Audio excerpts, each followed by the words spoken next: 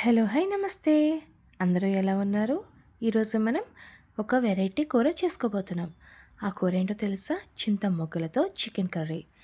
చింతకూర తెలుసు కానీ చింత మొగ్గలేంటి అంటారా? అవునండి. నేను కూడా ఫస్ట్ టైమే వింటున్నాను. నాకు చింత చిగురు తెలుసు కానీ ఈ చింత మొగ్గలు, చింత పువ్వు అంటే ఏంటో తెలియదు. అసలు అవి ఉంటాయని కూడా తెలీదు. మేము మొన్న ఒక రిలేటివ్స్ ఇంటికి వెళ్ళినప్పుడు వాళ్ళు ఇచ్చారనమాట. సేమ్ చింత చిగురులాగే వండుకోవచ్చు, చాలా టేస్టీగా ఉంటుంది అని చెప్పారు. అందుకని నేను ఆల్రెడీ ఒక వంట అయితే వండేశాను. నేను ఆ వీడియోని కింద ట్యాగ్ చేస్తాను. ఈరోజు నేను మిగతా చింత మొక్కలతో చికెన్ కర్రీ చేశాను.